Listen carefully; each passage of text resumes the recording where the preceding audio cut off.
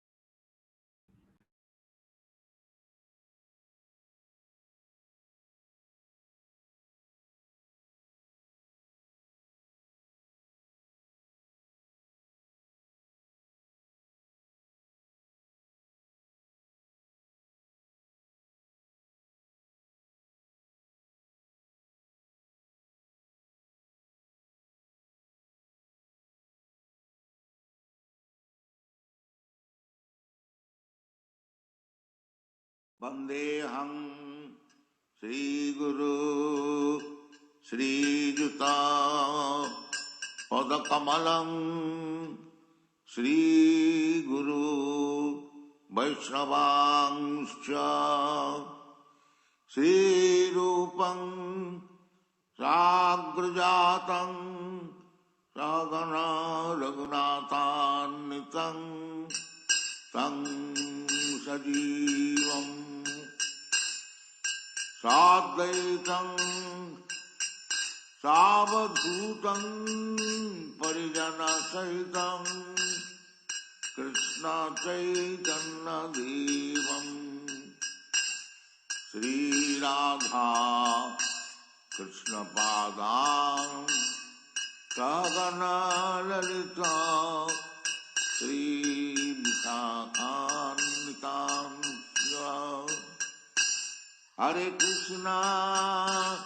Hare Krishna Krishna Krishna Hare Hare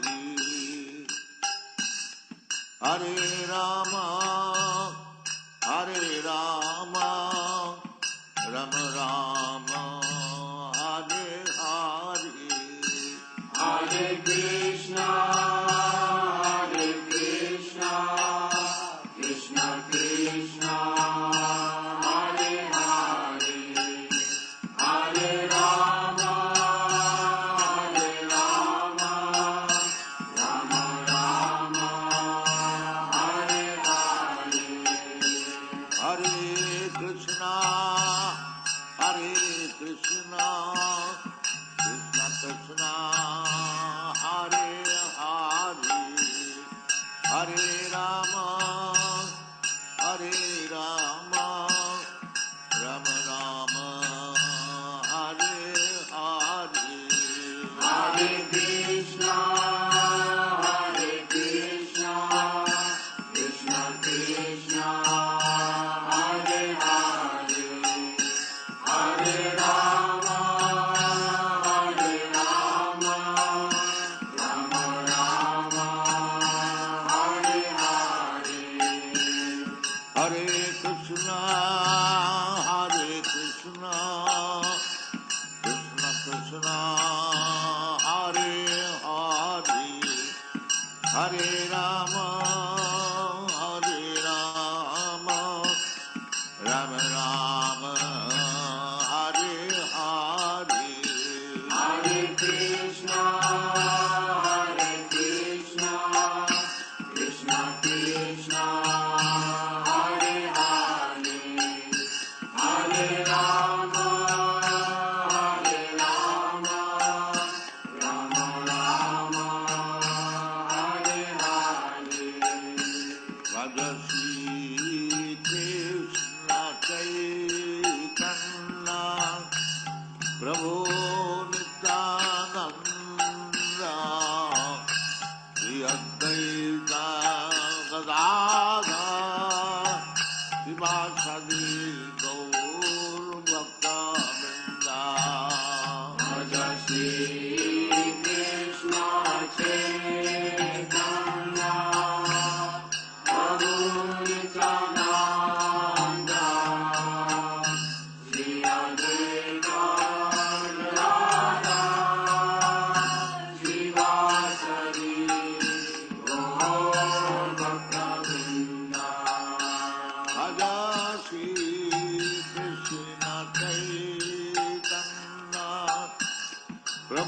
Nityananda Shri Advaita Gadadhar Srivasadi Gaur Bhakta Vrinda Krishna Chaitanya Prabhu Nityananda Shri Advaita Gadadhar Srivasadi Gaur Bhakta Vrinda Hare Krishna Krishna Krishna Hare Hare Hare Rama Rama Rama Hare Hare Hare Krishna Krishna Krishna Hare Hare Hare Rama Rama Rama Hare Hare Hare Krishna Krishna Krishna Hare Hare Hare Rama Rama Rama Hare Hare Hare Krishna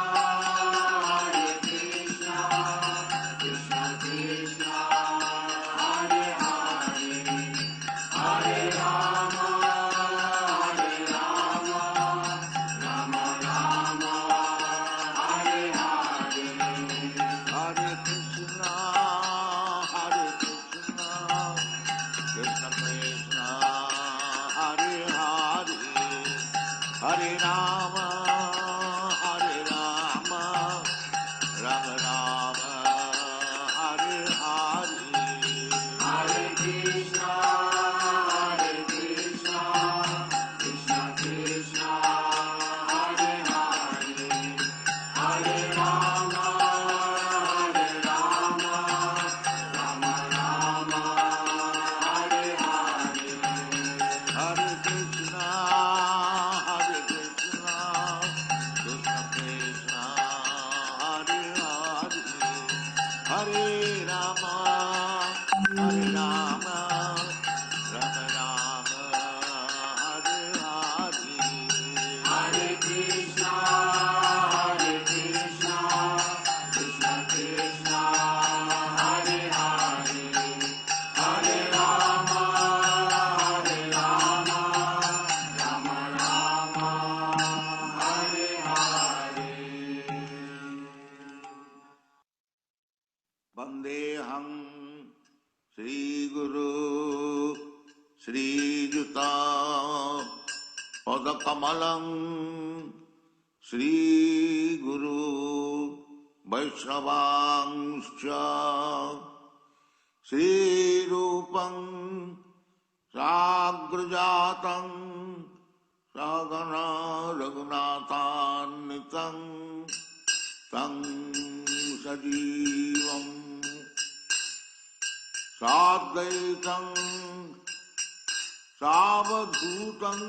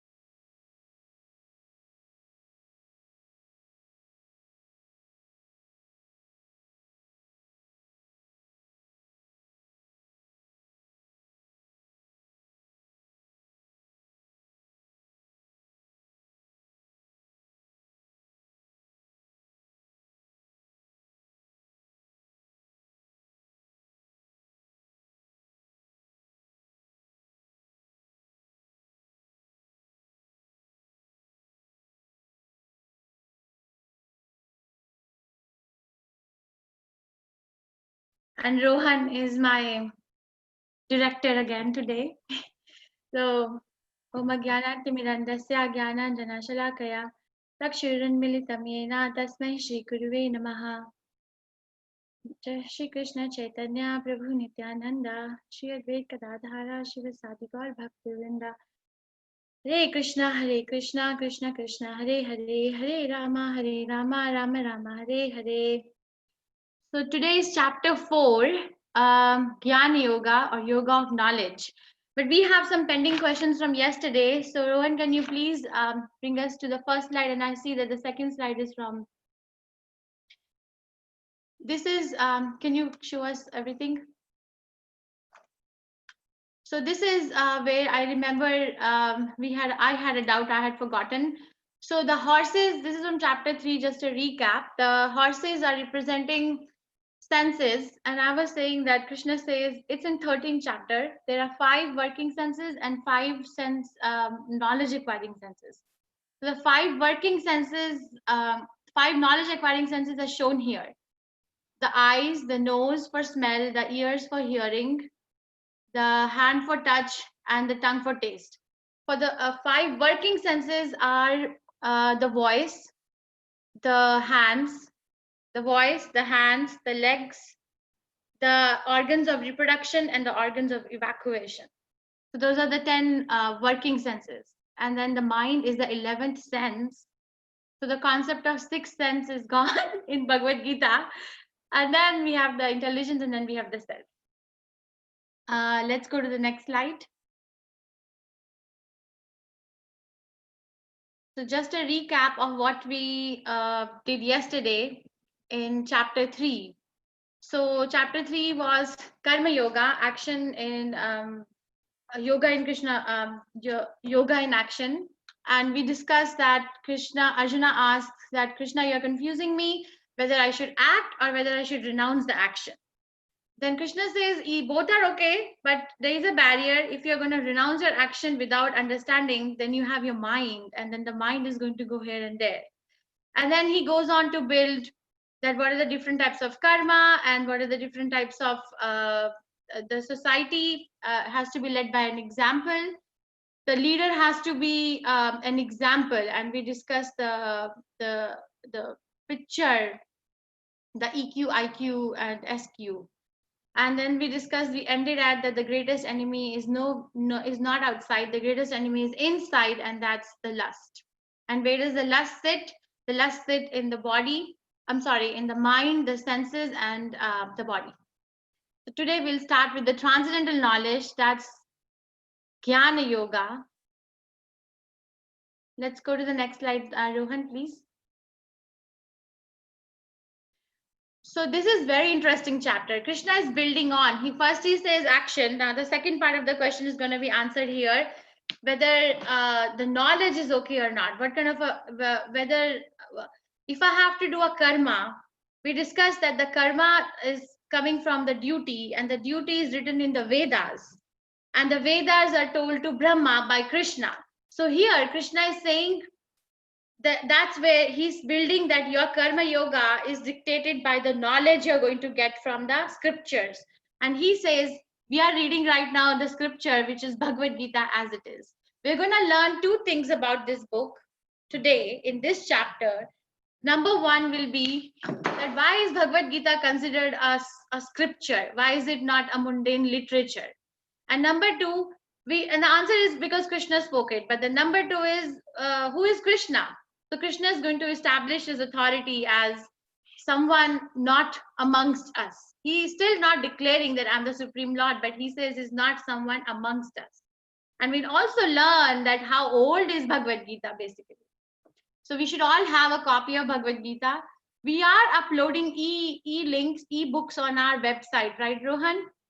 And there is a website, vedabase.io, where all the books, Prabhupada books are there. And also we are working on making it available at the temple, so you can order online and we can send it to you. So it's okay to have an e-copy. Everybody has it nowadays. But once you have a personal copy, then you kind of have, I think, I like having a personal copy because it's handy. I don't have to depend on charging or electricity or anything. It's me and Krishna anytime. So Bhagavad Gita should not, yeah, I can use the word should. Generally, should is a violent word, but should be making its appearance in everyone's house, at least whoever is here. So if you can please have that desire. Let's go to the next slide. So he says, Shri Bhagavan Uvacha, this is the first shloka. Imam vivasvate yogam proktavan aham avyayam. Vivasvan manave praha manurikshava kave braveet. Krishna is saying, Arjuna, you're not the first person to hear Bhagavad Gita. This Bhagavad Gita was heard first by the blessed Lord said, I instructed this imperishable science of yoga. See the words, imperishable science of yoga. He's not saying it is a Hindu scripture or a Muslim scripture or a Christian scripture. What he's writing, imperishable science of yoga to the sun god, Vivaswan. We can show how Krishna gave it to Vivaswan. So Krishna gave it to Vivaswan, the sun god, and Vivaswan instructed it to his son Manu, the father of mankind, and Manu in turn instructed it to Ikshvaku. Ikshvaku is his is a present Manu. Manvantara, there are 14 Manus in a day of Brahma. So right now we have Ikshvaku. So let's go to the next slide. There's a mind-boggling slide coming, which I can spend 2 hours on, but I think we'll just brush through it today. So, but then what happened? What happened? Then he said, Evam parampara praptam imam rajashraya vidu sa kalena mahate yoga nashta parantapa. The supreme science was thus received through the chain of disciplic succession. We discussed that in first chapter also. And the saintly kings understood it in that way. But in course of time, the succession was broken, and therefore the science as it is appears to be lost. So Krishna again gave it to Vivaswan, Vivaswan gave it to Manu, and Manu gives it to Ikshvaku. And then Ikshvaku gave it through a disciplic succession to a lot of kings, but then it got lost. That's why Krishna is speaking it again. Now here, Arjuna is thinking, wait a minute, what? You told it to Manu or Ikshvaku or Vivaswan? They're super old, Krishna. Let's go to the next slide and what he says. This is again the disciplic succession. I introduced that in the first chapter, but we can see the image. So Krishna, the knowledge of Krishna is imparted in 4 main sampradaya: Brahma Sampradaya, Shri Sampradaya, Rudra Sampradaya, and Kumar Sampradaya. And the representatives of that sampradaya, so let's say Brahma Sampradaya is Madhvacharya, Sri Sampradaya Ramanujacharya, Rudra Sampradaya Vishnu Swami, and 4 Kumaras is Nimbarkacharya. So if the knowledge is coming from these 4 sampradayas and you can trace it, like on the right side, we can trace it.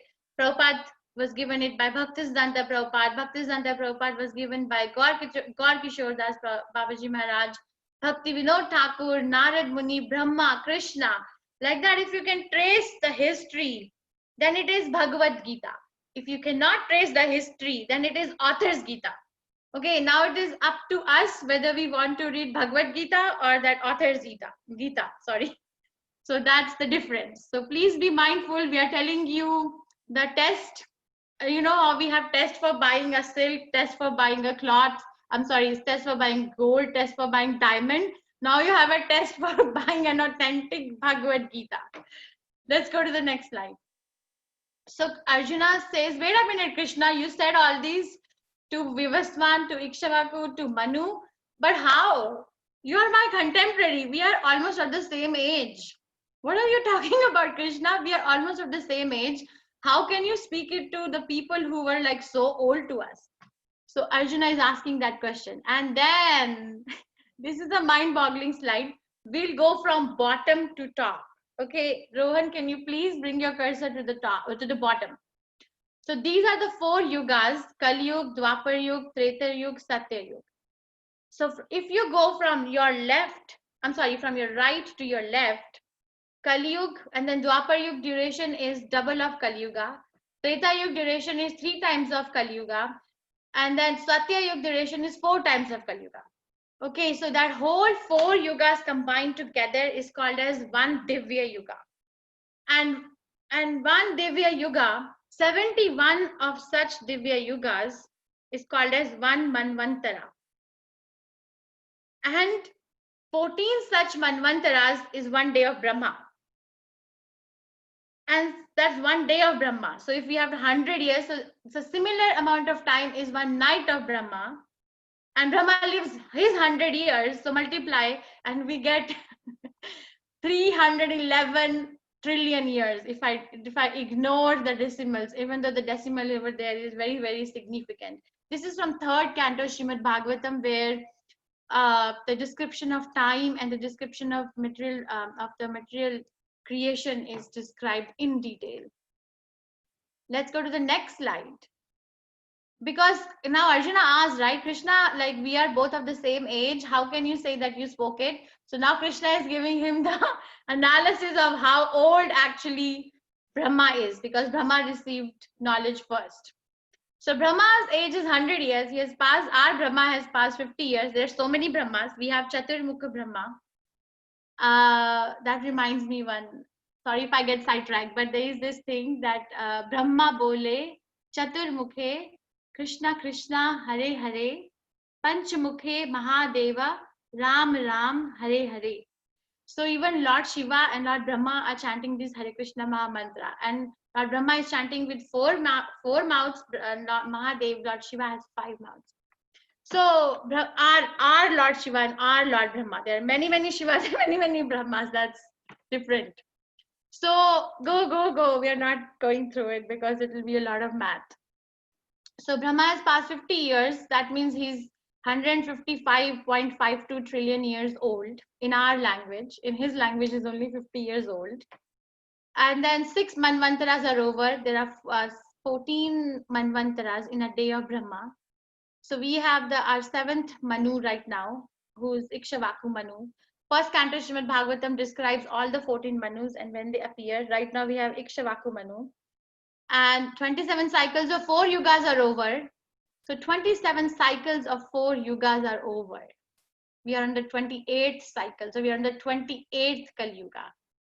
And after 71 cycles, the destruction happens. Destruction mane Brahma sleeps and then and then everything goes back. Then Satya, Treta, Dwapar, if you multiply 9, because Kali Yuga is X, and then if Treta Yuga is 2x, Dwapar Yuga is 3x, Satya Yuga is 4x, so total becomes 9x. These many years are over in one Divya Yuga, these many years are there. The present Kali Yuga, where we are, 5,117 years are over in our language. And the total duration is 4,32,000 years, out of which we have only passed 5,000 years, only. So the life of Brahma is this, and Brahma was the first person to hear Bhagavad Gita. Let's go to the next slide. So, so if you do all these maths, and accepting that before the birth of Manu, the Gita was spoken by Lord to his disciple, the sun god Vivaswan, then Gita was spoken about 120 million years ago to Vivaswan, because Vivaswan is the father of Manu. Let's go to the next slide.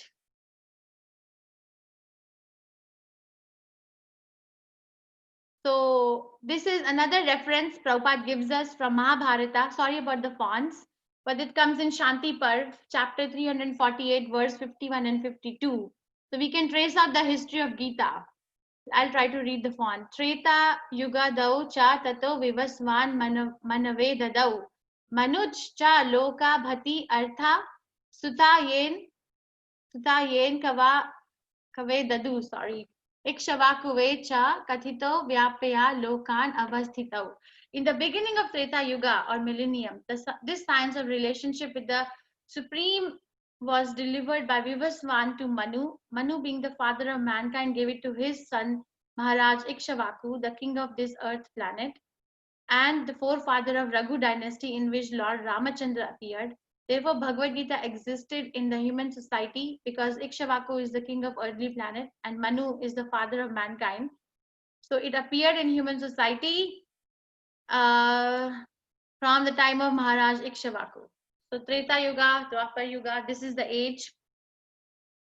So Gita came on earth 2 million years ago, even though it was spoken 120 million years ago.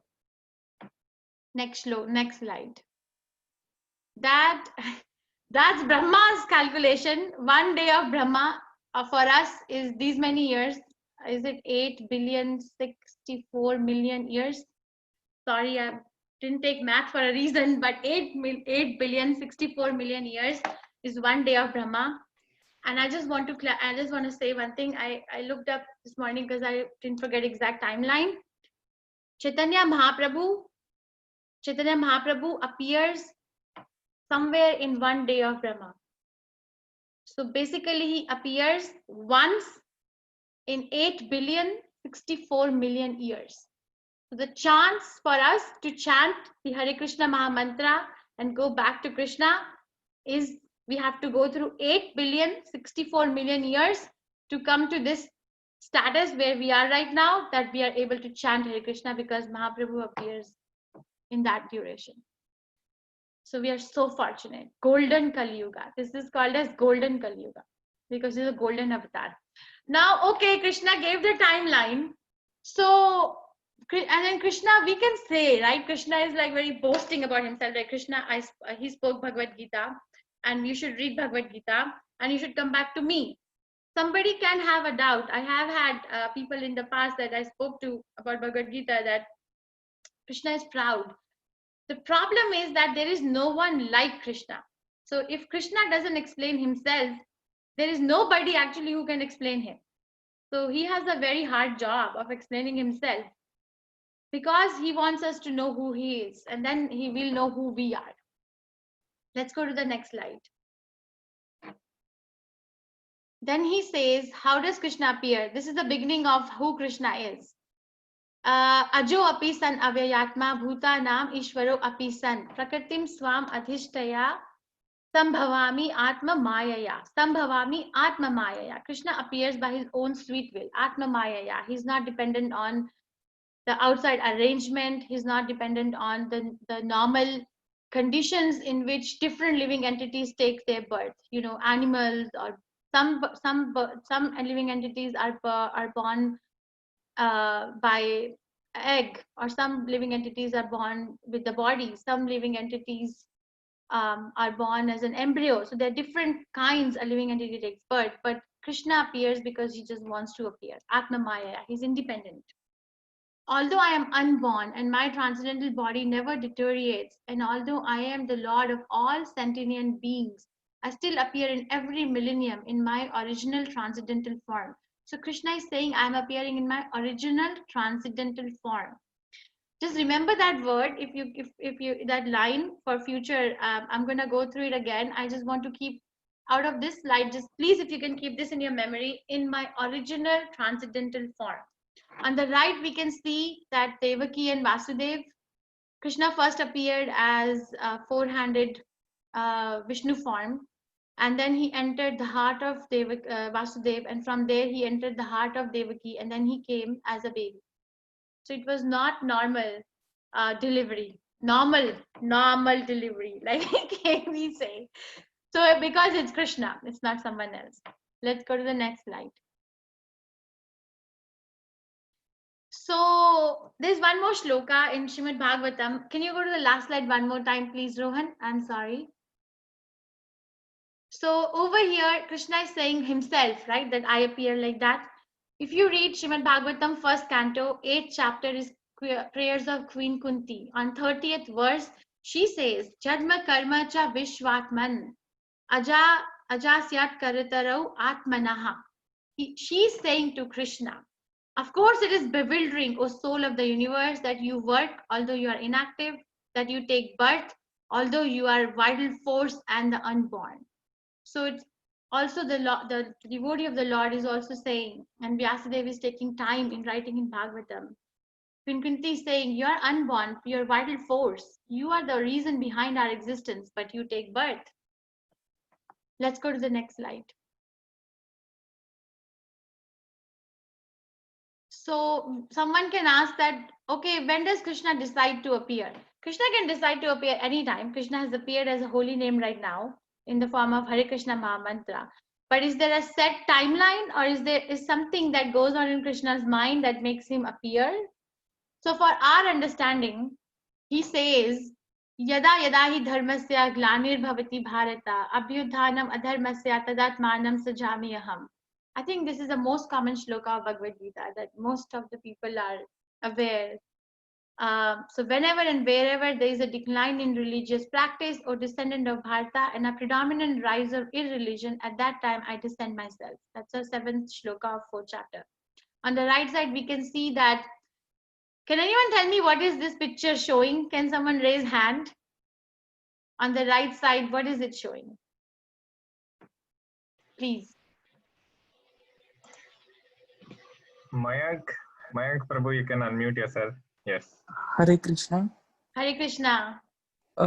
In the picture, we can see Kamsa and Devaki.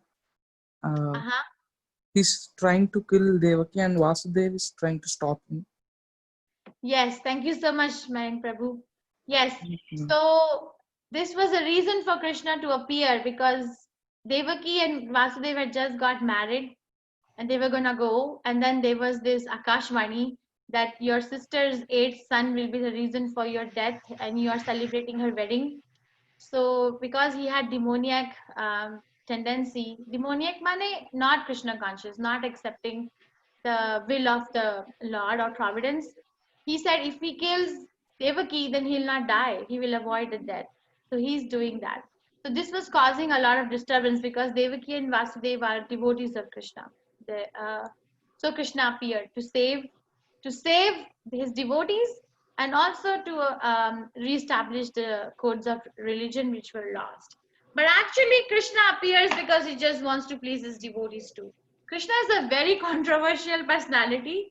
It's very difficult to understand, and I am nowhere to be talking about it, but it's just a repetition of what the Shastras are telling us.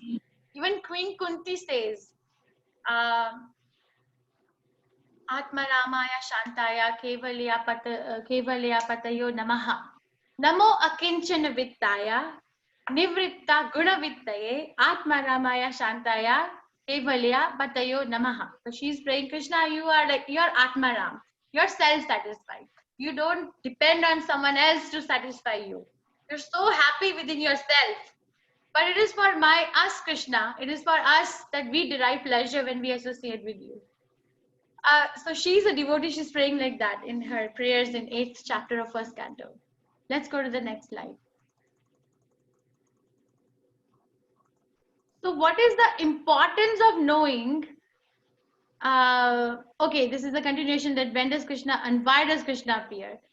Where Krishna appears because paritranaya sadhunam vinashaya cha dushkritam dharma sansar pranathaya sambhavami yuge yuge. We discussed that in order to deliver the pious and to annihilate the miscreants as well as to re-establish the principles of religion, I advent myself millennium after millennium. So he comes to do all these things, but he also comes because he wants to please his devotees. And he can also come because he just wants to come. But these are the two main reasons. I'm bringing up the controversies because the answers are in further chapters. Okay. And on the right side, the picture is there. Can anyone tell me what's going on over there? Can someone please raise hand? Yes, Rohan, please. What's going on this picture on the right side? Again.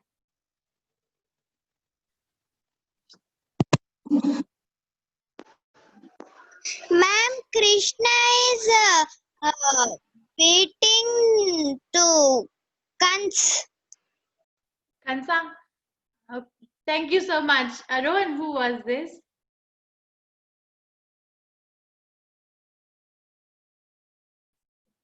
I can't hear you. You're muted. But anyway, thank you. So Krishna is in the arena arranged by Kansa, and he is beating Kansa. If you see on the further right, you can see the throne up the stairs, and then you can see the helmet on the floor, and then the robe is like a robe is like lying on the throne because Krishna dragged Kansa down the staircase in the arena, and Kansa looks so distressed and Krishna looks so peaceful.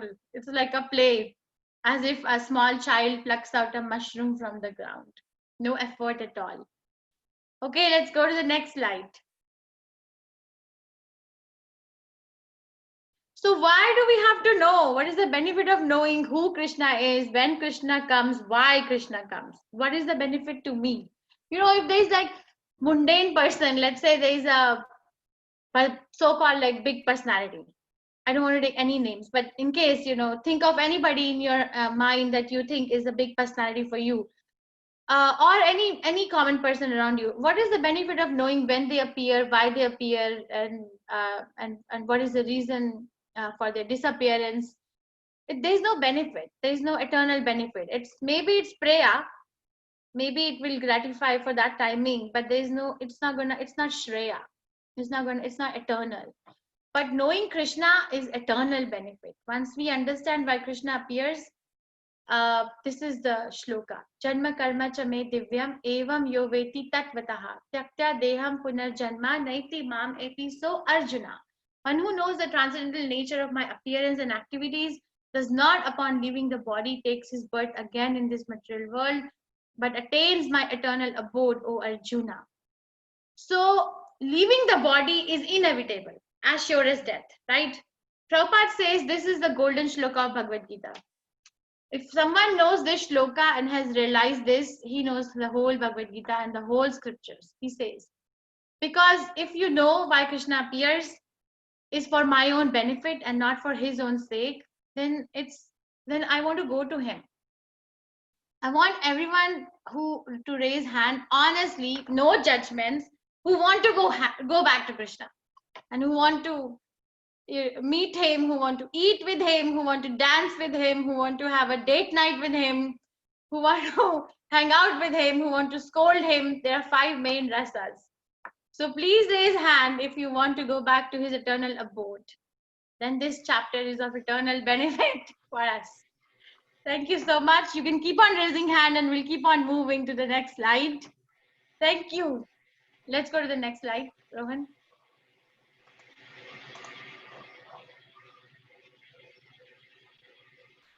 So there is a difference between the body of Krishna and the body of a normal mortal living entity, a living entity who's conditioned by birth, death, old age, and disease.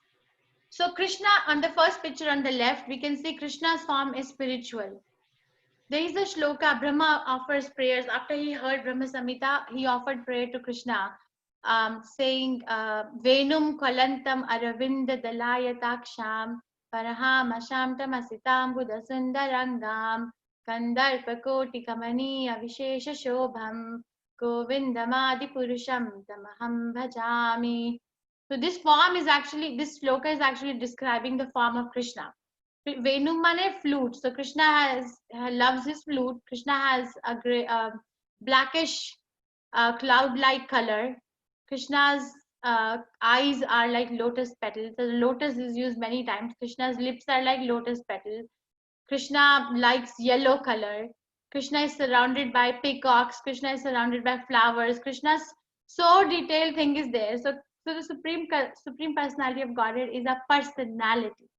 And when someone says that he's Brahman, just energy, that's painful statement for a devotee. Because for a devotee, Krishna is a person. Because I want to relate to God. That particular body of Krishna does not undergo birth, does not undergo death, does not undergo disease, and does not undergo old age. These are the 4 changes that we go through. But Krishna's body does not, because it is spiritual. Our body, we have a gross body, which is made of 5 panchabhuta, earth, water, fire, air, ether. And then we have a subtle body. When we are sleeping, we are still dreaming. Why? Because there's subtle body, which is made of mind, intelligence, and ego, false ego. And then there's a soul. So we have coverings. So when we go back to Krishna, we have to take out the covering of the gross body and the subtle body. Then we have to be realized at the level of the soul. Then we go back. We travel back to home. And then the next slide shows that we are controlled by Maya, and Krishna is the controller of Maya. Krishna designs the spiritual and material world. Actually, he doesn't, but he does also. And we are controlled. You see how, like a puppet, every part, every action of our body is controlled by the material energy, and above that we can see Krishna on the cloud, which is controlling all that. That is a difference, a basic difference between our body and Krishna's body. And we are different from our body, but Krishna is same as his body. Krishna is same as his soul. Krishna is same as his eyes. There is a shloka, I think it's in Isopnishad, right, Rohan? What is the shloka where each limb can take part of the other? What is the first shloka of Isopnishad? Let me think. Om Purnamada Purnamidam. Purnat Purnamudachyate. Purnat Purnam Adaya Purnam Eva Avishishyate. Thank you. So Om Purnamada Purnamidam Purnat Purnam Udachyate. So Krishna, you are complete. Anything that comes out of you is also fully complete because you are complete. Anyway, let's go to the next slide. I'll come back to it.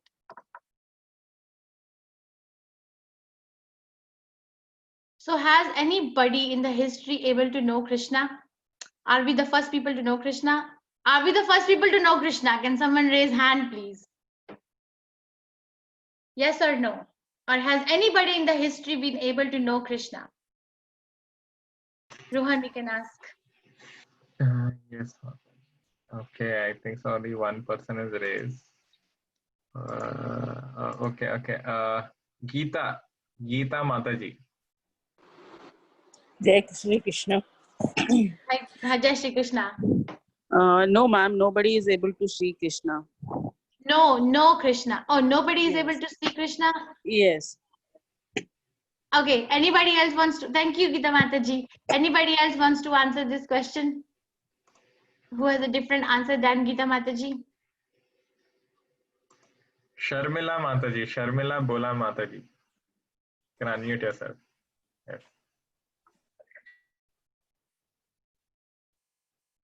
Sharmila Mataji. The question is, has anybody in the history of the world been able to see Krishna or know Krishna? Yeah, I think in the past they have seen Krishna, Narada Muni. Yes, thank you so much, Sharmila Mataji. Hare Krishna. So, Krishna says there is a process to know me and to see me, and what is that process? Ye yatha mam prapadyante tam satheva bhajami aham. Mama avivitta raga bhaya krodha man maya mam upashitaha. Bhavavo jnana tapasaha puta mad bhavam agataha. Rohan, let's go to the next slide, but we'll come back to this slide. So ye yatha mam prapadyante tam satheva bhajami ham. Ye yatha mam prapadyante means as I surrender to Krishna, Krishna reveals himself to me. How much ever I am surrendering, Krishna is revealing that much. Tam satheva bhajami ham. I reward accordingly. All of them, as they surrender unto me, I reward them accordingly. So if someone is not able to see Krishna, the problem is not with Krishna, the problem is with me, because I haven't learned the process of surrender yet. There are 11 Mahajanas who are the authority mentioned in Srimad Bhagavatam many times, who have seen Krishna and who are associates of Krishna. We can name Narad Muni is one of them, Janaka is another one, Yamaraj is a Mahajana, Bhishma is a Mahajana, Prahlad Maharaj is a Mahajana. Like that, we have so many, 4 Kumaras the Mahajanas. So like that, we have the Mahajanas who have surrendered. I think we discussed in the first chapter that if you want to see Krishna, you have to have proper eyes, proper vision. With these eyes, I cannot even see things around me. The vision is so limited. But if I have to see Krishna, I have to develop the eye. Chakshurun militam yena. So I have to develop the divine eyes, and the divine eyes are bestowed upon me by the parampara. So go back to the last slide, Rohan, please. So Krishna is saying, you can see me, anybody can see me. That is why he is giving this knowledge. But check out how much you are delivering or you're surrendering unto me. What is going on in this right picture? This is such a nice pastime. Can anyone please raise hand and tell me what's going on in the picture next, on the right side? Yes, Rohan. Which devotee? Now, Geeta Mataji. again, the same Geeta Mataji? Yes, ma'am. Hi, Krishna. It is the Shishpala Vada. Shishupal, yes, thank you so much. So what is happening is, when King Yudhishthir was going to do Rajasoya festival, everybody was discussing that who's going to be the benefactor of the festival, because Yudhishthir Maharaj is older in age than Krishna. But unanimously, Krishna was chosen. Krishna is going to be the enjoyer of these sacrifices. But Krishna had this, Shishupal was very envious of Krishna. And I don't know if you have time to see the 4 pastime, but Shishupal represents envy. So Shishupal was so envious of Krishna that the minute he will see Krishna, he'll start cursing. He'll start swearing. He'll start saying names. So Shishupal entered and then he started cursing. It's just like the energy that he carried was like that. And everybody was getting disturbed that the benefactor of our sacrifices has been getting cursed. So you see the Kshatriyas on the bottom are taking out their weapons to kill him. But Krishna calms everyone down, says, calm down, I'll take care of it, calm down. So in the mind, Krishna was counting till 100. If Shishupal, I will give him 100 chances to recover. 100, if he does 101st swearing, then I will give him a prize. So Shishupal was cursing, Krishna was counting 3, 4, 20, 30, 50, 80, 90, 100. 100 cursed, Krishna releases a weapon to cut off his chakra. He's chopped off the head of Shishupal. Shoo. Because Krishna can do that, but not even a drop of blood fell on the sacrificial arena. That's Krishna. So there are people who have known Krishna as God, and there are people who have known Krishna by his killing. Then also he's saved. He's saved. Whether he gives you blessing or he gives problem, it's the same thing. There's no duplicity. But anyway, we'll discuss that later. That was a pastime. We can go to the next slide, Rohan, please. So we discussed that. And this is what happens, that as how you surrender to Krishna, Krishna reveals himself and becomes available. See how sweet it is. Imagine like having a person like that all by yourself. Krishna consciousness is very personal. It's not that there is one Krishna, and if Krishna is sitting with me right now, he's not available for you. he can be with all of us together at the same time, depending on how much I want to see him and I want to be with him. You see, here cow is, and in the next picture, the cow is sitting, Krishna is sitting in a, dipping his lotus feet in the water, and cow is enjoying that view. And then the cows are very dear to Krishna. The cow is being hugged by Krishna, and she looks so happy. Oh, and then the third picture on the left bottom, we can see that Lord Balram is massaging the legs of Krishna, and on the next picture, we can see Krishna is massaging the feet of Lord Balram. There is 3-volume book called Sri Brihad Bhagavatamrita.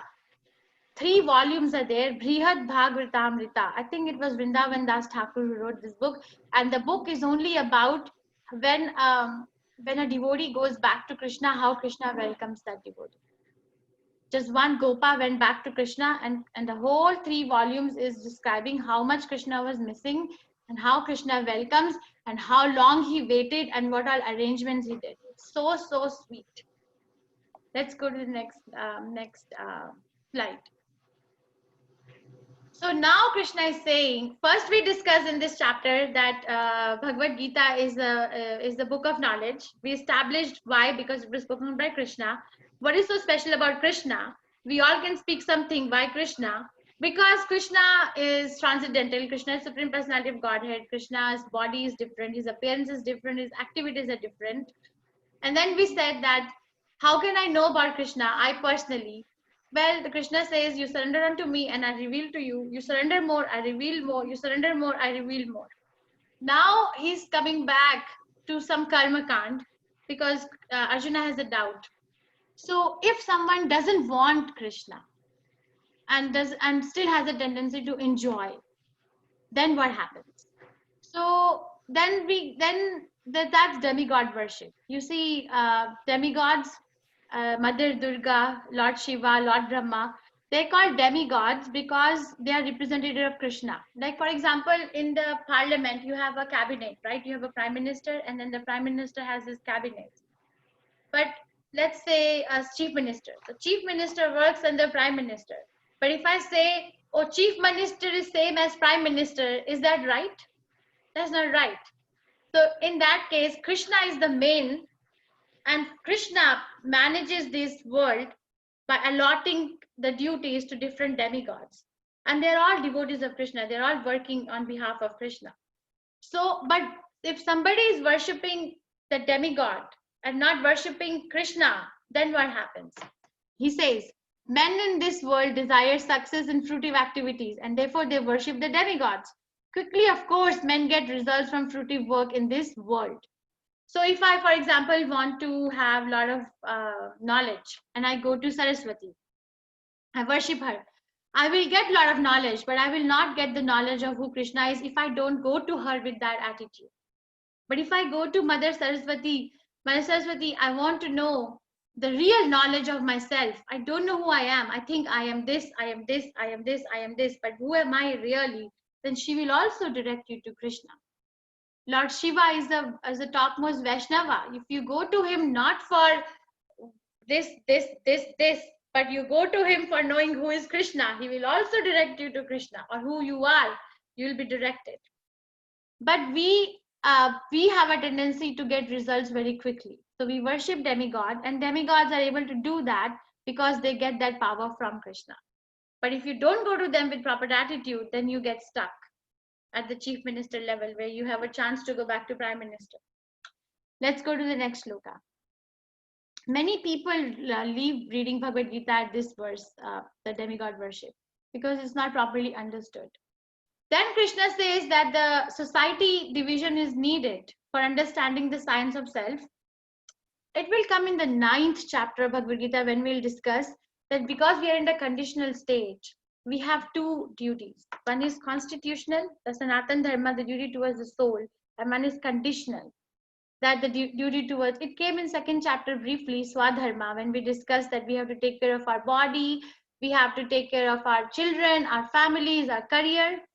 So for taking care of the Swadharma, the body and the bodily expansions, Krishna is welcoming everyone. So he makes the division of society. and that call is Varnashrama, sorry, not Varna Shankara, Varnashrama. So he introduces the concept of Varnashrama by saying, Chatur Varna Maya Shrishtam Guna Karma Vibhagashaha. Tasya Kartaram Api Mam Vidhi Akartaram Avyayam. According to the three modes of material nature and the work ascribed to them, the four divisions of human society were created by me. And although I am the creator of this system, one should know that I am non-doer, being unchangeable. I want to spend 2 minutes in asking this question. If anyone can tell me what are the 4 varnas and 4 ashramas? Whoever would like to answer even a part of the question can please raise hand. Rohan, you can please choose. So what are the 4 varnas and 4 ashramas made by Sumitra Mataji. Brahmana, Kshatriya, Vaishya, and Shudra. So is that a 4 varna or is that the ashrama? What is? It's the ashram. Brahman, Kshatriya, Vaishya, Brahma, Shudra. Shudra. Okay. Brahman, Vaishya, and Shudra. That's a varna. Varna Yeah, means Varna, sorry. word. Yeah, And varna. what is the corresponding ashrama? Brahmachari, Ashrama, Grihastha. yeah, Brahmacharya, Grahastha, Vanprastha, and So Brahmachari, Grihastha, Vanaprastha, and Sannyas. Right? These are the 4 ashramas, and 4 varnas are what you said, Sumitra Mataji. yes. Brahmana, Kshatriya, Vaishya, and Shudra. Thank you so much. So next question. The division of Brahman, Kshatriya, Vaishya, Shudra, according to this shloka, is it based on birth or is it based on the mode of the material nature that we are in? Can anyone please raise hand and answer that question? How is Krishna dividing the society? Is Krishna dividing the society based on what kind of a family I'm born in? For example, if my father is Brahmana, I am born Brahmana? Or Krishna is dividing the society based on what my constitution is, what is my inclination according to the mode I am in. Can someone please answer? Riya Mataji, Riya Singh. You can unmute yourself. Hare Krishna.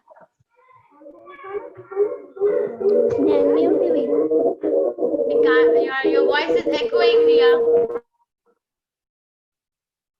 Okay, I'll Yeah, click on okay. sound. Sorry, Riya. Kalavati Mataji.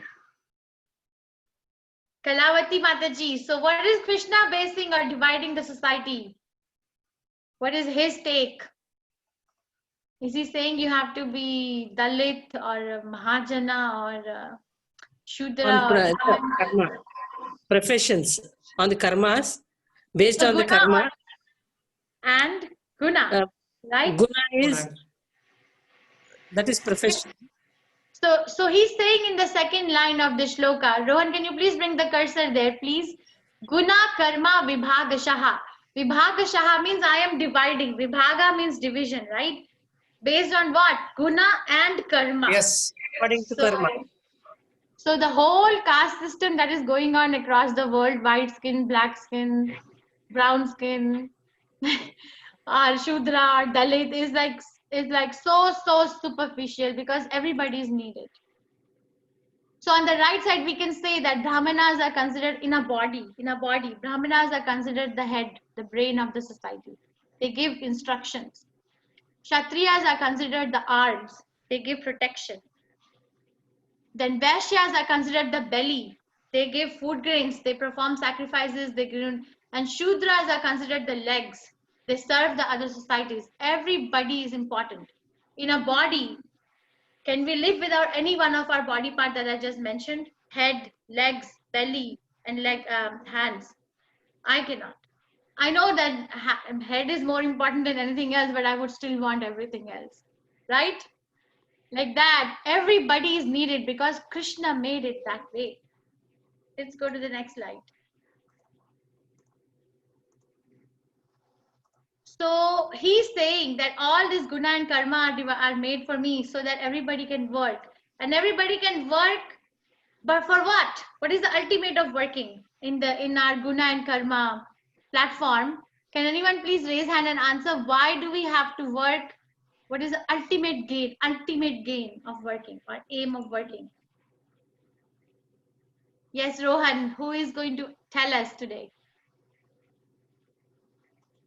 Yes, Rohan, you can unmute yourself. Why do we have to, Rohan Prabhu, why do we, according to Krishna, he has made the division of the society and each division has some work to be done. But why? Why do we have to? Why did he do that? What is the ultimate aim? Because every individual, every human being, or anybody has to feed himself. The ultimate thing, we have to feed ourselves. According to Bhagavad Gita, well, the elephant in the jungle is not working, but is still getting food. Or right, thousands and thousands of pounds of plants or whatever they're eating, they're not working, they're not going to the office, but they're also maintained. The We fishes in need, the seas are not working, they don't have office or industry or profession or university, but they are still maintained. yes. So what is the ultimate aim? Krishna is maintaining Self-satisfaction, everyone. self-satisfaction, Self-realization. self-realization also. So And one more thing, self-realization Mataji. only. Yeah, I want to ask you something. Yes, Prabhu. We were talking about caste in the previous slide. Yes, What guna about karma. the untouchable? I mean, the scenes. What is the? Yeah, now you tell me, based on the spiritual understanding or the scriptural understanding, you may try to tell me that is that caste system based on guna and karma, or is that caste system based on birth, which family you're born in? It is based on guna actually and karma. The untouchable, the one that was established. No. Yes, ma'am. I'm confused. Prabhu, can you please repeat? Sorry, what did you ask me about untouchables? Right? That Yes. is not based on karma. No, not That is based on not. guna. Yes, so that's fanaticism. Okay, Yes. and we are living in a society of fanaticism because our leaders are not trained. They don't have SQ. I don't know what is their IQ also, but they don't have SQ. And it doesn't matter. It's not that only in India or Africa, in America, all over the world, the same situation is there. Okay, so are Shudras scheduled caste? So the scheduled caste is a term which is man-made. Man-made, exactly. That's what I wanted to Okay, hear. so Okay, we okay, don't, okay. Krishna in the whole Bhagavad Gita or whole Granth Bhagavatam, Chaitanya Chaitamrita, the word Hindu does not appear even once. Okay. It's Sanatan Dharma, Vedic literature, Vedas, Guna, Karma. These words are coming millions of times if you go and read all of them. But the word Hindu, schedule, Prabhupada tells us there was a river Sindhu. And people who lived near that river Sindhu, English people, British people started calling them Hindu. But later it became Hindu like that. Okay, But the ma'am. word doesn't come. Yeah, we have a temple in Udupi, Sri Krishna temple. Yeah. Yeah, that's quite famous. There's a story going on there. Like the Lord's idol has moved. It's like turned because Okay. scheduled caste person was not allowed to step in the into the temple.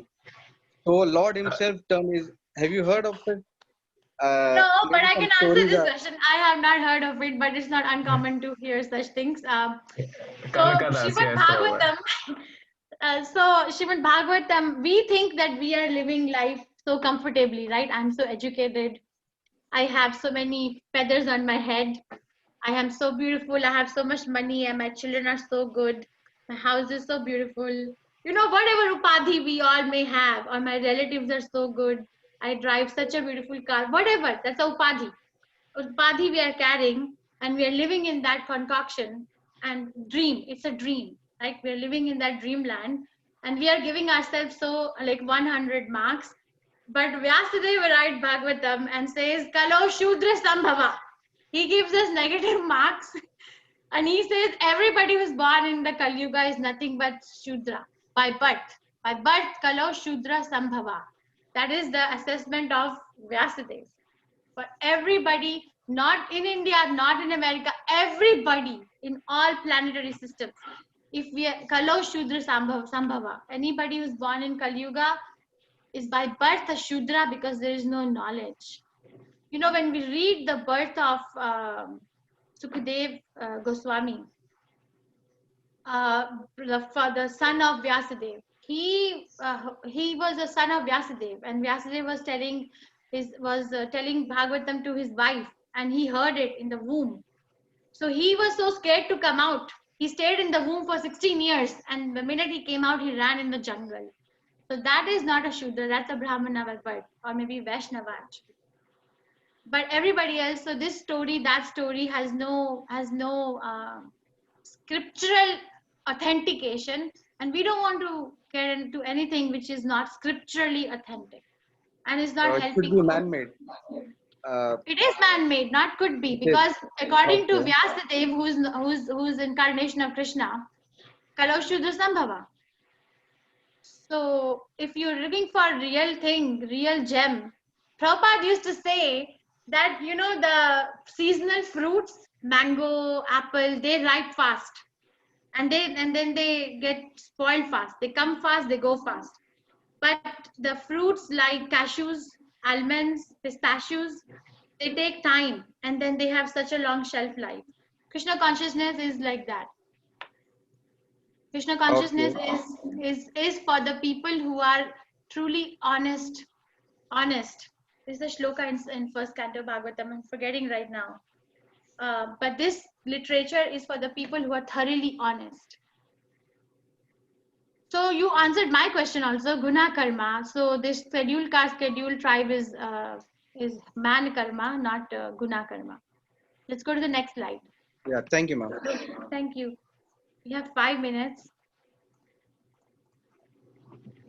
So Krishna is saying that there is no work that affects me, or do I aspire for the fruits of action. One who understands this truth about me does not become entangled in the fruitive reactions of work. We cannot say that Krishna is we cannot say in first picture Krishna is cleaning the feet of Sudama, or in the second picture where Krishna is going to fight and kill Bhishma, he's working, or Krishna is driving a chariot, he's working, or Krishna is going to go with his herd and make them eat grass and watch them, he's working. We cannot say that that's a work. No, Krishna is working because he's enjoying that work. Prabhupada gives us example that there was a jail, there were so many prisoners, and they were all in the jail. Now the jailer came for inspection in the jail, and the prisoner started to think that the jailer who has come is the same as us. So he's also a jailer. He's also a prisoner. That's not right, right? Because the jail inspector or the jailer has come out of his own will. He will come and then he'll go. He's not bounded by the rules and regulations. Krishna is like that. Let's go to the next slide.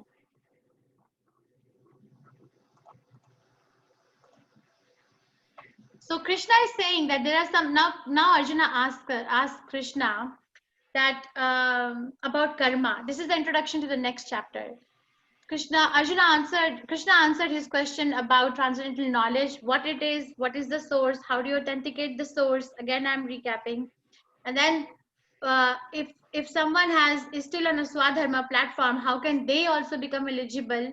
And then Arjuna asked the question, what if they don't, what is karma? What is really karma? That's the question. Because what is the basic meaning of the word karma? So Krishna answers that. Over here, he's saying karmano hi apo bodhavyam cha vikarmanaha, akarmanas cha bodhavyam gahana garmano gatihi. This is a very, very important shloka. He's saying that the meaning of this shloka is that the intricacies of action are very, very difficult to understand.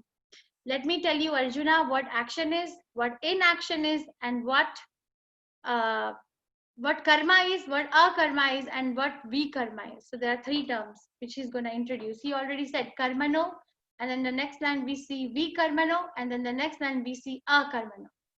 So he's introducing these 3 terms. Can anyone explain me the picture on the left where we see like the faces, half animal, half tree, half human, can anyone please tell me what's going on in that image? Rohan, you can please get one participant, and I would like to get their view.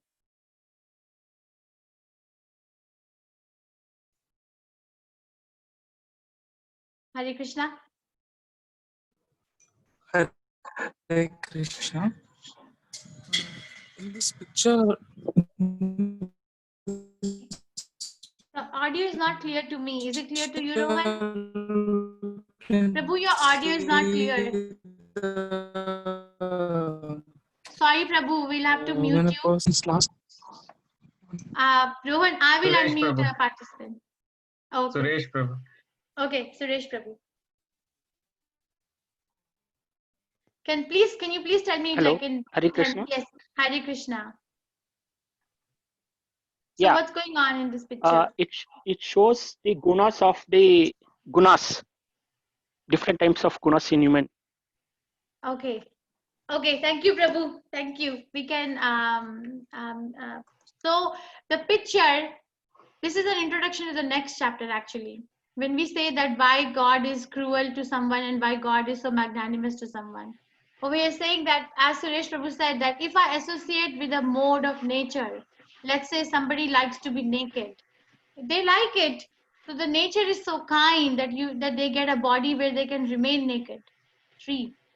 Or let's say somebody likes to eat meat, a lot of meat, and they like it. So the nature is so kind that you get a body in next life because you're associating with that particular mode where you can eat meat without even bothering to cook because that's all you like or we like. Right? The same picture here. If I like to eat a hog, then I become a hog. If I like to sleep a lot, 26 hours out of 24 hours, then I become a bear or an animal which hibernates and sleeps half of the year. So depending on my karma, that is karma. That is the definition of karma. Okay, these are three important terms. So karma mane, I do an activity and I get the result. The result is good or bad will depend on my activity, and either I will enjoy or suffer. That's karma. Let's go to the next slide. So akarma mane, I do an activity, but I don't get the result. I don't suffer because getting the result means suffering or enjoying, but actually it's suffering only. According to Chaitanya Charitamrita, Dvete Bhadra Abhadra Sakuli Sama. Krishnadas Kaviraj Goswami says, Dvete mane two. Dveta. Bhadra means auspicious. Abhadra means inauspicious. Sakuli means same. Sama. Sakuli Sama. They both are the same thing. We make plan. Prahlad Maharaj says in 7th canto Srimad Bhagavatam that the suffering begins when we plan something. Begins from planning. Oh, I'm going to watch this movie. For example. So the suffering begins. Now I have to do an endeavor, buy tickets. I have to make time. I have to go there. I have to spend money that I earned for 3-hour enjoyment or 1-hour enjoyment. How long? And then what happens? Gone. It's gone. So that is suffering because now you're longing for it again. So it was enjoyment for 3 hours or 1 hour. And then again, it's the suffering because I want it again. I want it again. I want it again. But akarma means you do an activity where you are not entitled to suffering or enjoyment. You're just doing it out of duty. And then you get the self-realization. That's Narad Muni is shown here because devotional service is in akarma. Let's go to the next slide. This is a repetition. Let's go to the next slide. And vikarma means that I do my duty based on the shastras. I refer to the shastras. And I do my duty, which is given to me from a proper channel. And then who can tell me shastras?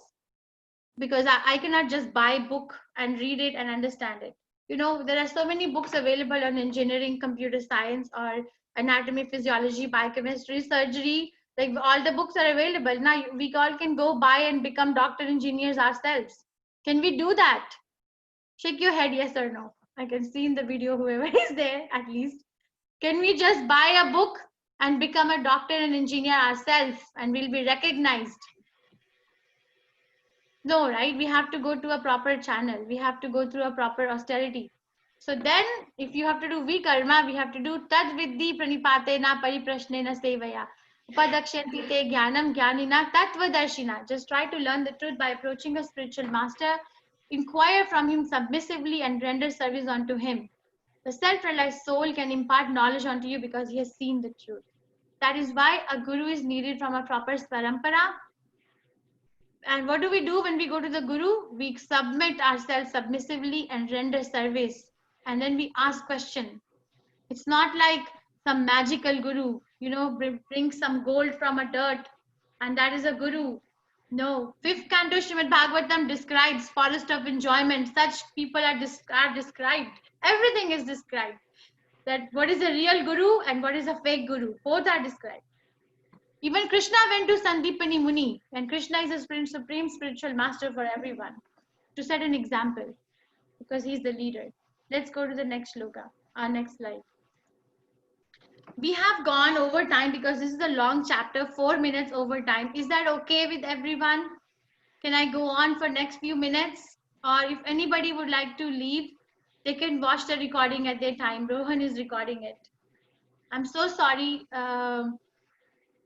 So let's go to the next slide. If somebody wants to leave, it's my problem. I was over time, but I'll be honoring your need of the time. Mataji, this is the last slide. Oh, thank God. Okay, let's go full time. So let's go. And then we'll take some questions. Rohan, can you go to the first slide? Because I don't want them to cheat. Now they are graduates of Bhagavad Gita, almost.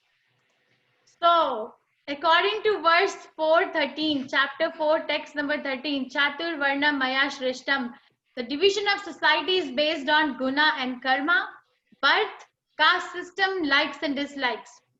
We are talking according to the shloka, not according to me or you or this person or that person.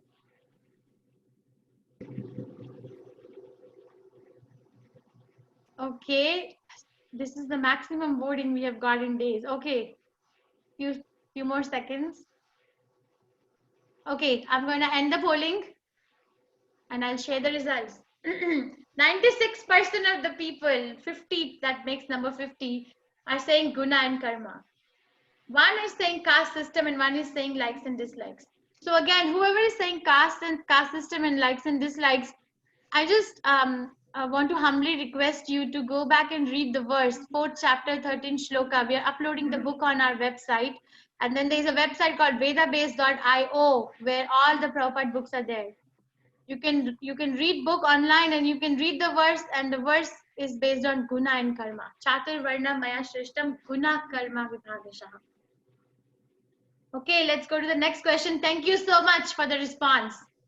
Okay, according to the verse 434, chapter 4, text 34, Tad Vidhi Pranipatena, Krishna advises the best way to approach a guru is inquiring. It's not querying. It's inquiring submissively and rendering service, challenging and debating, inquiring but not rendering service, none of the above. How should we approach a spiritual authority? Prabhupada tells a story of Ashirvad. We go to a saintly personality to take Ashirvad. So I can have a good son, I can have this, I can have that. And Prabhupada said, we are fed up of this Ashirvad business. That's why you will see that most of the spiritual authorities are hiding in the forest. They like to be alone because they don't like this Ashirvad.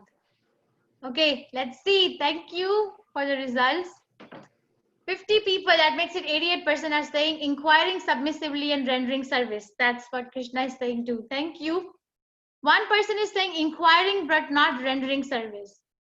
So inquiring but not rendering service is not going to change the heart.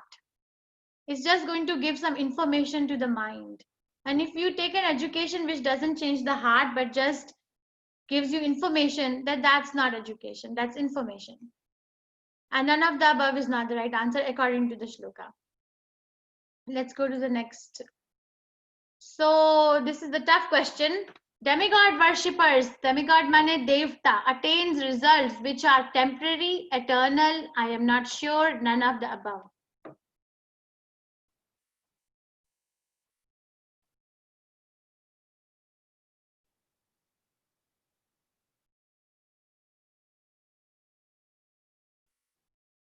Okay, few more seconds. Please vote. Even if it is wrong, doesn't matter. I'll just know the understanding. Okay, I'm going to end the polling.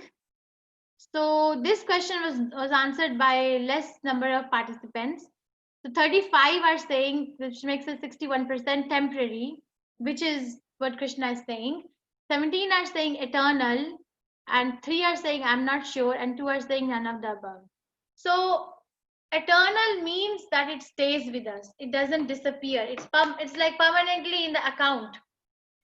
So if I go from at the end of this life, when I die, and if I get another body, I don't want to get another body, but if I get another body, then I will start from where I had left in the last birth. That's eternal. Temporary means, okay, let's say I worshipped, who do we worship? Lakshmi, to get a lot of money. And she gave me. She's a devotee. She'll give me, and because you're worshipping her, you're performing sacrifice, and I enjoy my life. But when I die, will I be able to carry that bank balance with me in the next life? So that's temporary. That's the difference. But if you worship Krishna, you get everything. Don't think that he's going to take away something. Okay, let's see what we have next. Symptoms of a qualified spiritual master. He's a self-realized personality. He's in a bona fide parampara, has seen the truth, all of the above.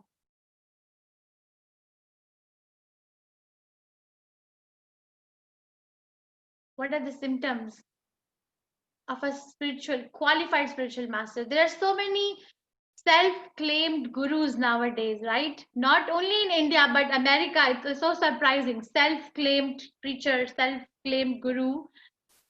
But there is nothing called self-claimed guru because Krishna took an effort to give this knowledge. So what is the answer? I'm going to end the polling now. 86% voted. So 45 of you or 76% is saying all of the above. There is no right or wrong answer in this because each one of them is correct. But if you have to really understand and imbibe, Krishna says they are self-realized, they are in a bona fide parampara, and they have seen the truth. So that's what, if next time we seek a guru, just test this thing out. The litmus test. I think I have 2 more questions. Yes. Shloka 4.9, 4th chapter 9 shloka, Janma Karma Chame Divyam, benefits of knowing Krishna. No more rebirth in the material world, attaining the eternal abode of Krishna, both of the above, none of the above.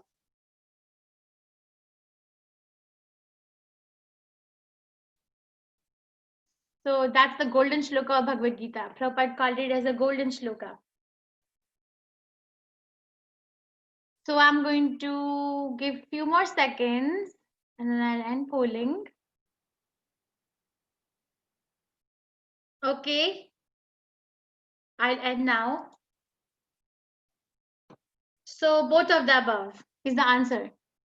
Because Krishna says you will not take birth here. So if you will not take birth here, then what will happen to you? You'll go to Krishna. We'll go to Krishna and have fun with him.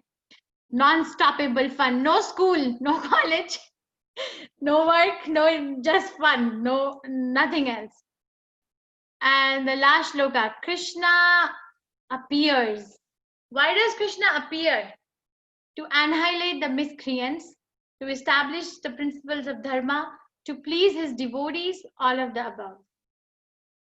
Why does he take an effort to come?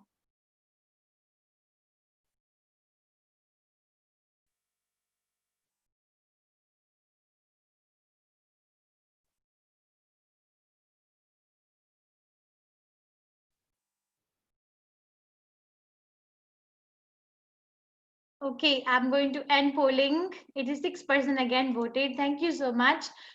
So 48 people or 81% are saying all of the above. To annihilate the miscreants, to establish the principles of dharma, to please his devotees. 1% feels to please his devotees, 1% feels to annihilate the miscreants, and 9 think to establish the principles of dharma.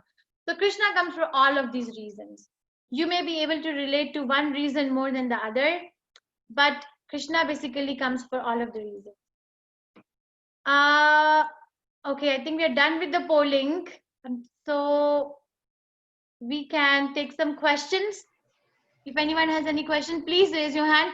And please, I want to reinforce the point that this is a non-judgmental platform. No question is better than the other question, and you're not being judged.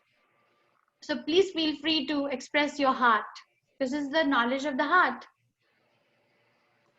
Meghanath. Meghanath. You can unmute yourself and ask. Meghanath. Meghnath. Hare Krishna, Mataji. Hare Krishna. Hare Krishna, Prabhu. You have said that Ikshvaku was the first person to know the Bhagavad Gita. Vivasvan. Are you able Krishna to hear is saying me? that. Yes, I heard. I couldn't No, hear the Ikshvaku was name. the first person to know the. Let me Rohan, complete I'm my not- question. Okay. Hello. Yes, Prabhu. Your Hello. audio is. Yes, Hello. Prabhu. Please continue, Prabhu. You have said that Ikshvaku was the first person to know about Bhagavad Gita. That was Vivasvan. Vivasvate Yoga. Vivasvan. Vivasvan is the first. Vivasvan is the first. But I have not. Krishna has said that. Yeah, okay. But why the person, subsequent descendants of that person hasn't told Bhagavad Gita to others? Why only Krishna himself told that? So that's what the question I raised in the middle of the discussion. But we can say that Krishna is very proud, right? Because Krishna is telling, I am transcendental. My birth is divyam. My body is spiritual. I am the source of everything, right? We can say that Krishna is proud, but actually Krishna's position is that there is no one like Krishna. There's no one like Krishna. If you actually go back, Prabhu, to the birth of Devaki and Vasudev, you'll find out that they took 3 births. And I don't remember their names, that they were doing austerities, and when they appeared, when Vishnu appeared and they asked for benediction, then the benediction that they both wanted was that we want to have a son like you. That was the benediction. So Krishna was in a dilemma that there is no one like me, so I will have to come. That's why Krishna came like that to Vasudeva and Devaki, because they asked him to be their son, or son like him, but there is no one like him, so Krishna had to come. Because there is no one like Krishna, that is why first information was from Krishna. Did I make sense? Did I answer your question? Yeah, yes, Mataji. Thank you. So first Krishna spoke, and Krishna was the first person to speak because there is no one else who can talk about it first. Then subsequent things start. The chain starts. But the subsequent persons, they knew about Bhagavad Gita, but they didn't tell, or they didn't know about it. Oh, Rohan, can you go to slide number 6, please?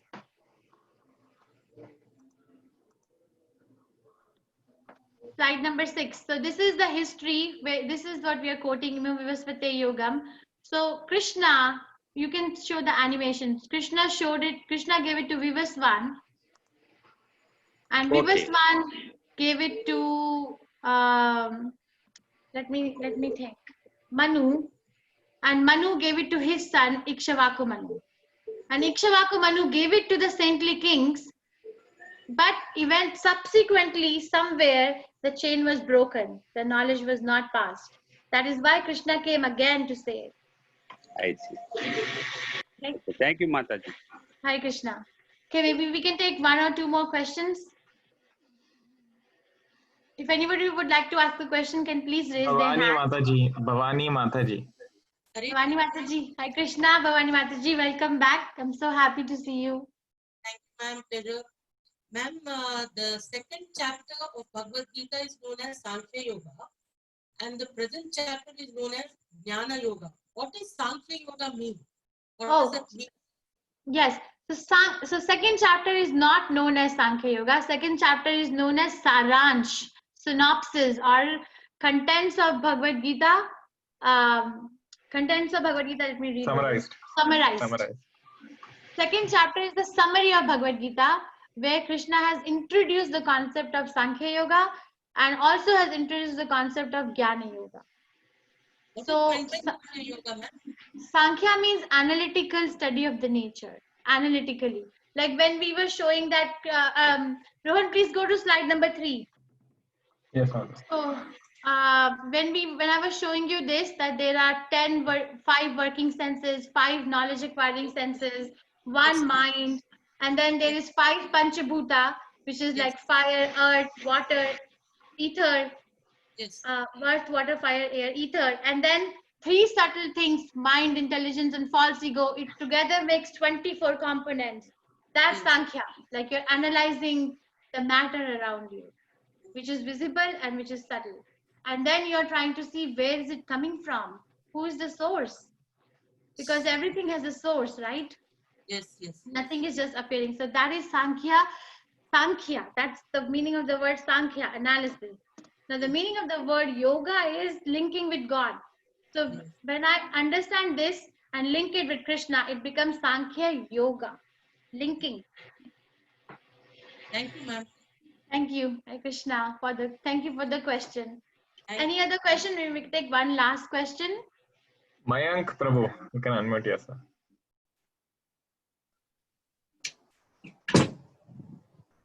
Hare Krishna.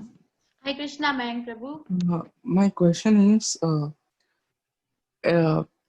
did Kshatriyas would eat meat? Okay, very good question. Thank you so much.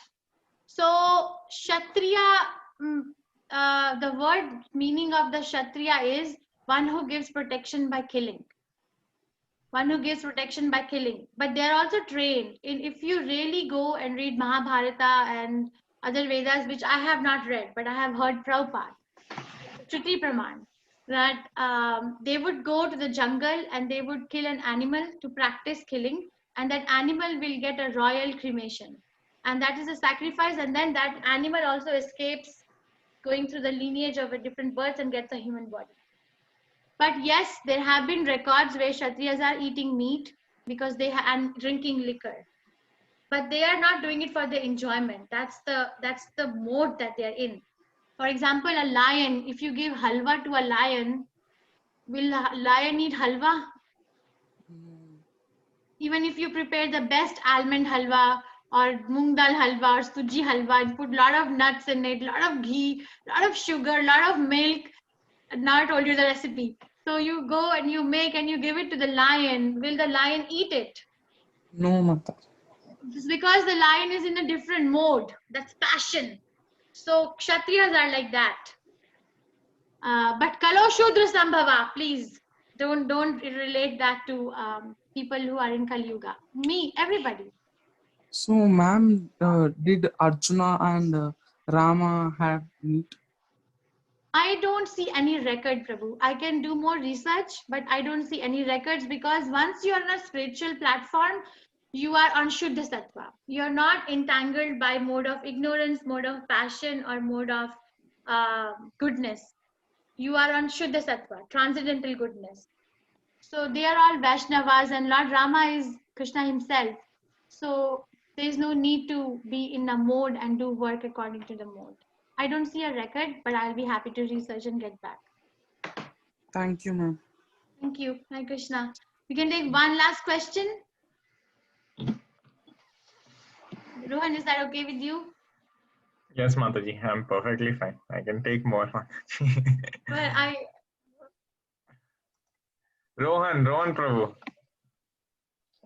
Didn't he ask right now? No, it is not Rohan. That is Mayank Prabhu. Okay. Hare Krishna. Hare Krishna, Mayank Prabhu. Mataji, as we know, Hinduism is the oldest religion. If we Google it, it says Hinduism is 5,000 years old, and then it says Christianity is 2,000 years old. But according to Bhagavad Gita existed 120 million years back, as you were saying earlier. Is it right? I mean, so it existed much before than 5,000 years. Yes. Am I right? Yes, Prabhu. Yes. That's what we showed you today. Yes, you're right. You're right in the information that Bhagavad Gita existed 120 million years ago. was brought. And it So was it brought was to mankind at 2 million years ago. okay. So it was Sanatan Dharma that time, not Hindu Dharma. Okay.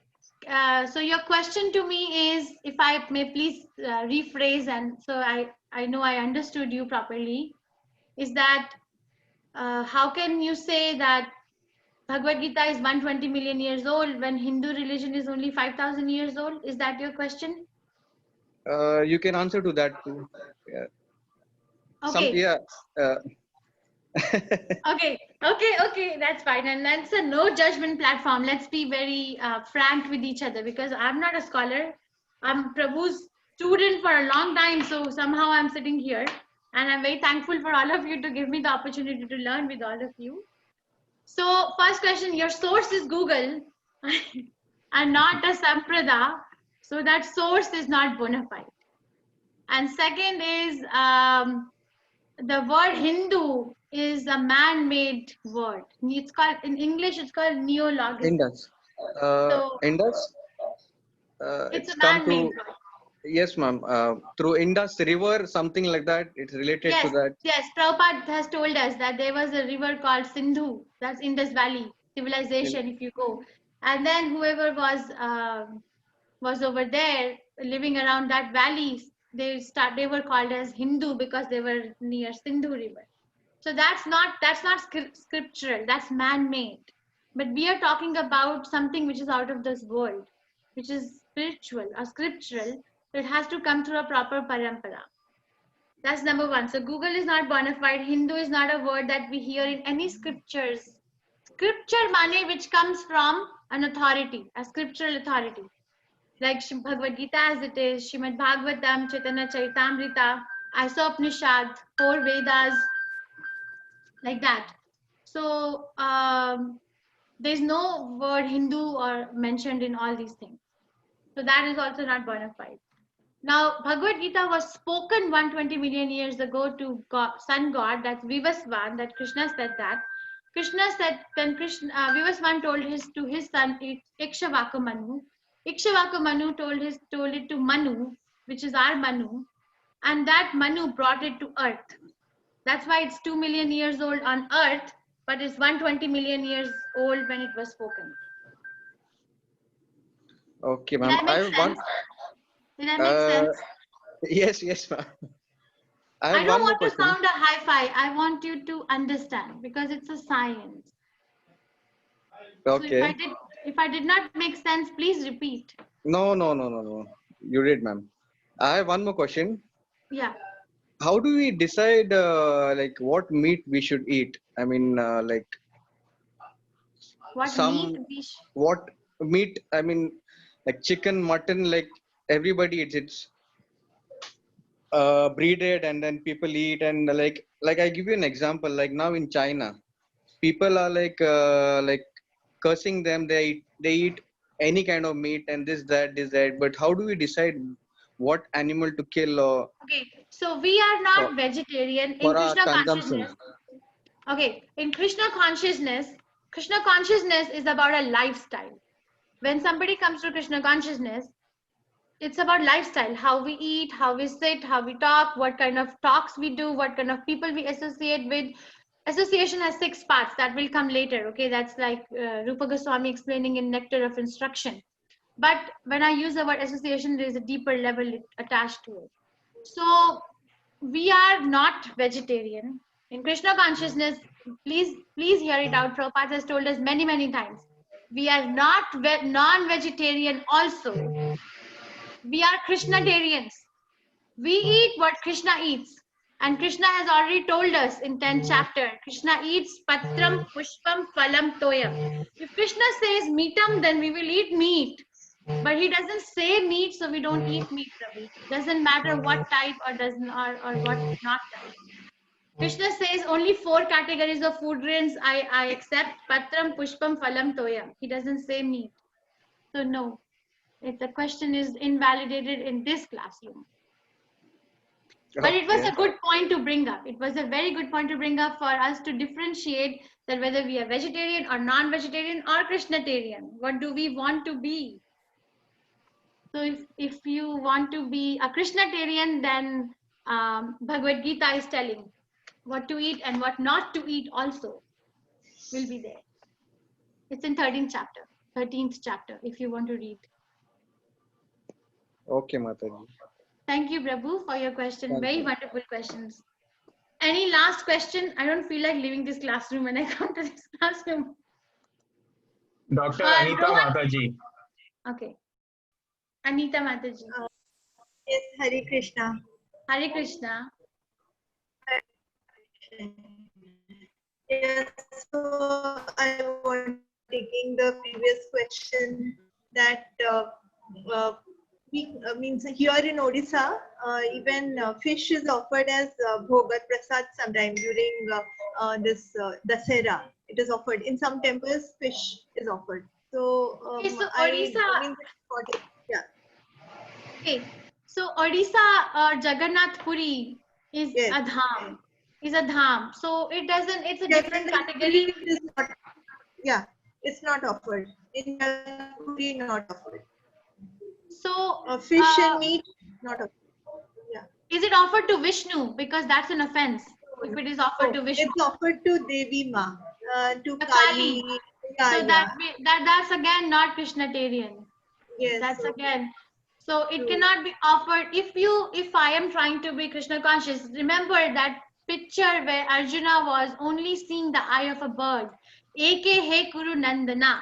People who are on this path, their aim is only one. They're resolute on their path. They don't have this distraction. Can I do this also and that also and this also and that also?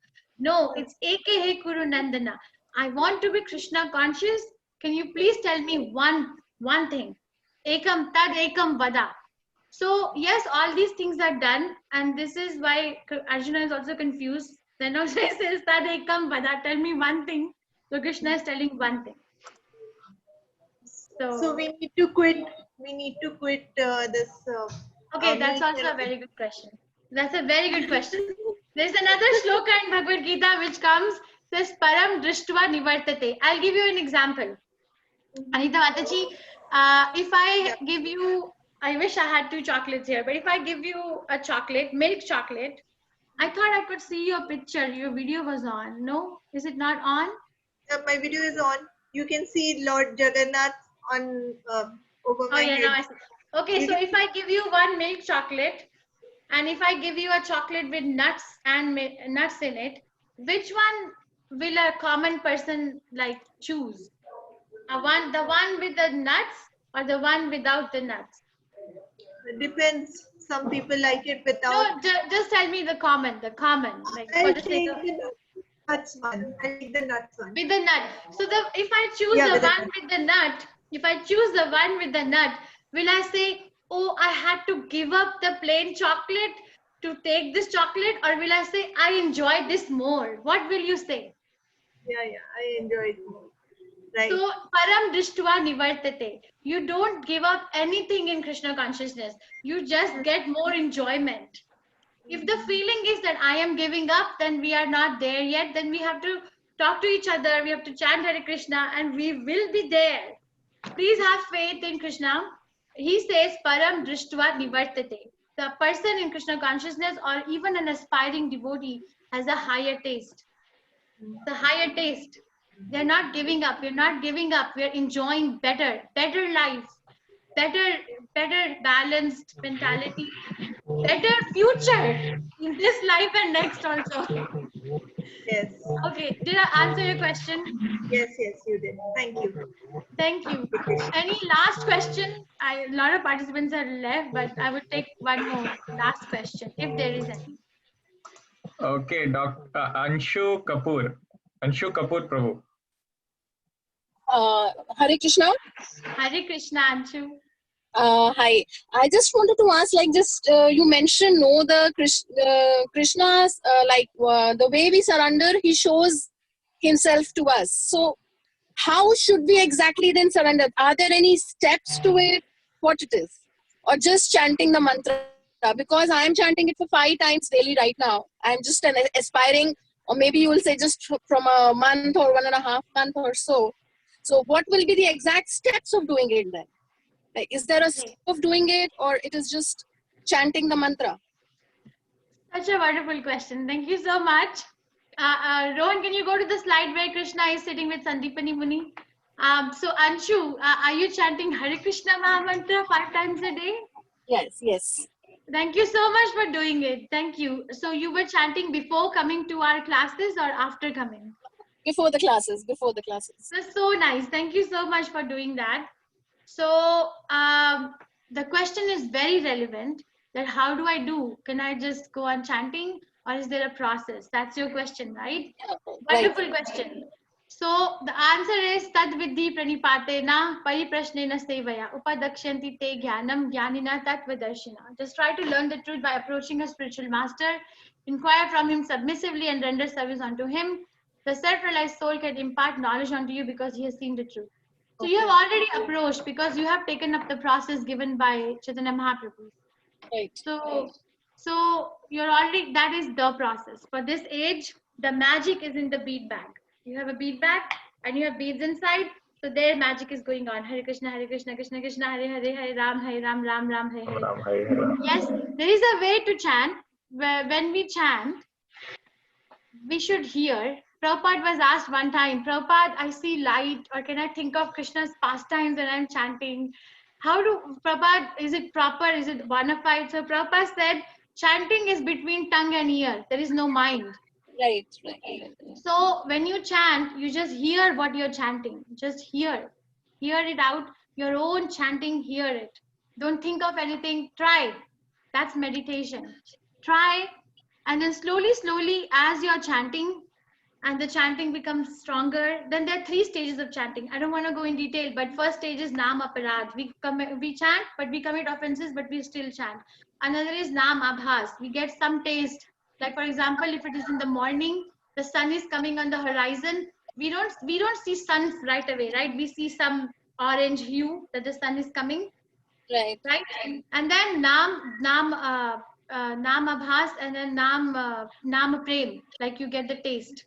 It's not exactly called Nama Prem, but I'm forgetting. But the meaning is that then you see the whole potency of the Hare Krishna Mahamantra. So it doesn't matter. It's open to everyone. There is no restriction.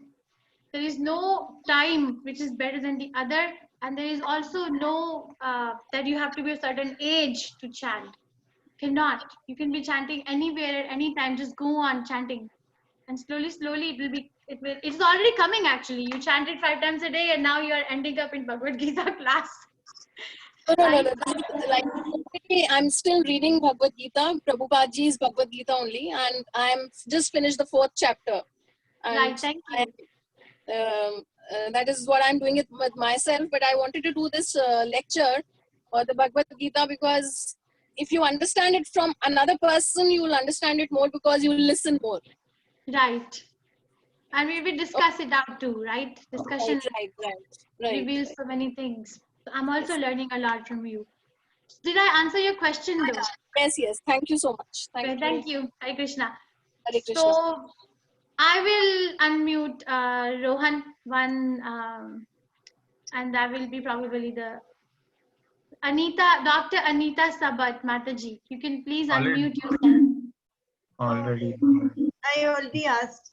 Yes. Oh, you already asked? Okay. Yeah, I did. Okay, sorry. I think so, Mataji, we are done. Okay, thank you so much. Vancha kalpatarubhyascha Vacha,